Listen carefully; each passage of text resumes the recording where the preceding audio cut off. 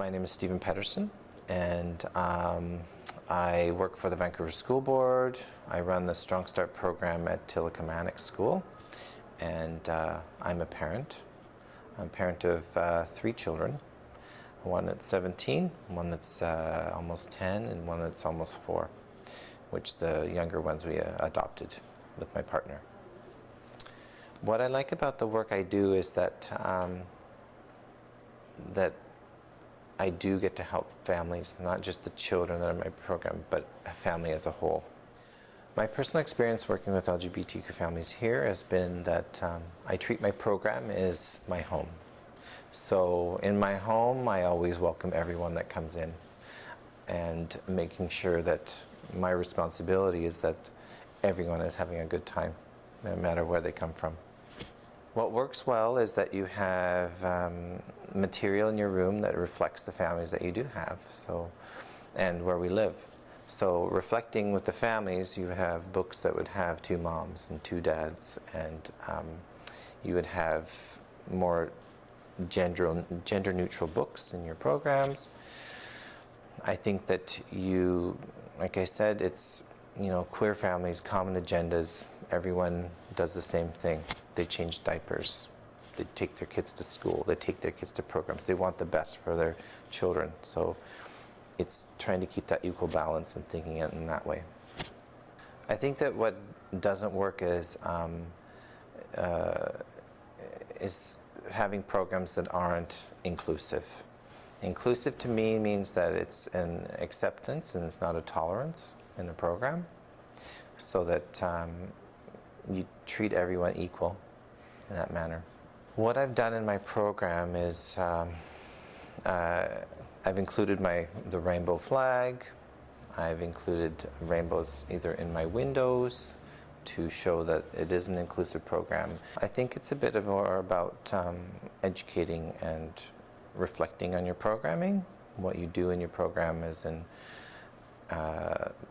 the kind of things, the books you may read that maybe you're just showing that it's just a one kind of family that you're showing in your art and you have in your room, or in your programming and what kind of days that you celebrate. Maybe it's if it's Mother's Day, maybe it's Mothers and Loved Ones Day, or Fathers and Loved Ones Day. So you change it so that it's neutral. I think of an inclusive program as it's not that it's an LGBTQ exclusive program. It's about unifying all families together into one program. I think that when you have an inclusive program, it means LGBTQ families and all families together as one. So it's not about separating a group from another. So a little bit about my family. Me and my partner, we decided to adopt in 2003, and we went through the ministry to do our adoption process. Then we actually got our son in 2003, 9 months later. So it was a very quick turnaround. Then we also have our daughter who is 17, which is my stepdaughter. And then we have our other daughter who is almost 4, who we adopted also.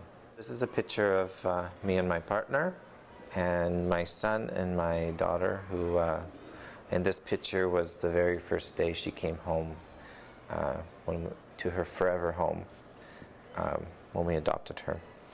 And this is another photo of me and my partner, and my son and my daughter, and actually my oldest daughter, who is part of our extended family, who's she has 2 moms and 2 dads.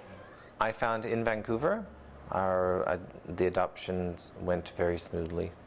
I found that the acceptance was there. Accessing services in BC they can be very fair, because in common law, it's much easier to access services. I've never felt any kind of boundary here.